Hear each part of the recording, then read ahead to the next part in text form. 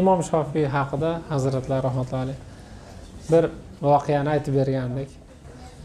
Hijriy 152 yil tug'ilganlar. 16 yoshlarida fatvo berib turgan paytda butun dunyodan olimlar kelib, bu otamni ma'ruzasini eshitib, kalishini ko'tarib yurishardi, xizmatida edi. Zamonasida tengi yo'q odam bo'lgan deb o'ylayman men shaxsan, meni fikrim. Shu kishi bir kuni bir xayol o'tadi. Men olimman degan. Bu kishi doim ilm Allohniki, u bizga berganini ega bo'lamiz, qodir bo'lsakkina.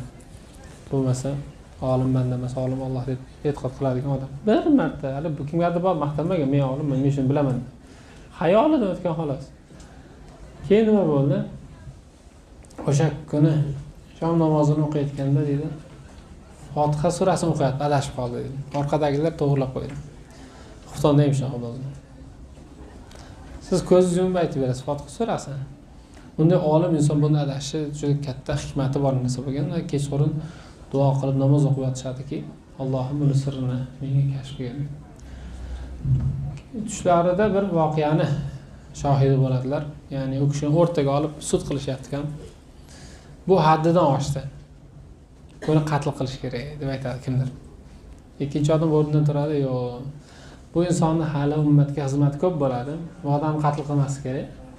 Boshqa yengilroq jazo beraylik. Qanaqa jazo? Bu odamlarning eng pastini, eng bir xarob, eng abgorini topib, qo'lini o'psin dedi. Ertalab turadilar. Ilhom bo'ldi. Odamlar eng pastini, eng bir xarobini qidirib yo'lga tushadilar. Rosa qidiradilar. U yoqqa borib, bu yoqqa borib. Axiri bir axlatxonani yonida shu qadar bir xarob, shu qadar bir odam ko'rsa jirkanadigan, shu qadar bir kir-chir holatda odam turgan ekanki, bundoq qarab, men odamlarning eng pasti shu bo'lsa kerak, bundan ham holi xarob odam topmadim men deb keladi. Sassiqligidan yaqinlashib bo'lmaydigan. Haligi odamga bir amallab yaqinlashib, qo'lini ushlab, endi o'paman degan paytda qarab bir tarsaki tortib yuboradi bu odam. Keyin aytadi: "Ey Shofiy, odob saqla. Kecha tushingda jazoingni yengillatib bergan odam men bo'laman. Sen o'zingni qo'lingda o'p" deb aytgan. Tushundingizmi? Mana shu odam eng past, eng abgori bo'lsa kerak deb o'ylash, men bundan yaxshiroqman deb o'ylash.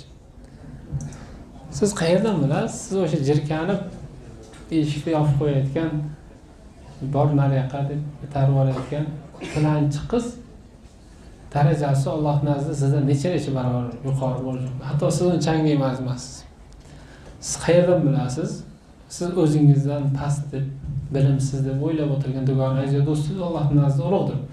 Shuning uchun inson bu hayotda kimni ko'rar ekan, o'zini undan pastroq olaverish kerak. Shuni otini kamtarlik deydi. Shuning uchun yoshi katta insonni ko'rsang, o'zingni kamtarlik bilan past olgin, uni yuqori qo'y. Kibr qilmagin. Sababi o'ylaki, u sendan ko'proq ibodat qilgan. Hayotda sendan yoshroq bola chiqib qoldi oldingdan, qizmi? Undan ham o'zingni pastroq olgin. U sendan kamroq gunoh qilgan. Obid chiqsa ibodati, olim chiqsa ilm uchun o'zingdan ulug' ko'rgan. Agar bir gunohkor odamni bir gunoh ustida ko'rib qolsang ham, men bundan yaxshiman deb o'zingdan ketma, kibr qilma. Ehtimol u gunohidan tavba qilib ibodat ustida joni olinadi. Sen kafolat berasanmi, oxiri qanday bo'lishi? Sen xuddi shu gunohda ustida qolishing mumkin. Shuning uchun masala nima desa, masala o'zingni tanglashdan boshlanadi. Men kimman o'zi degan savol. Har zamon o'zingizdan ketsangiz, qo'lingizni olib o'pib qo'ying.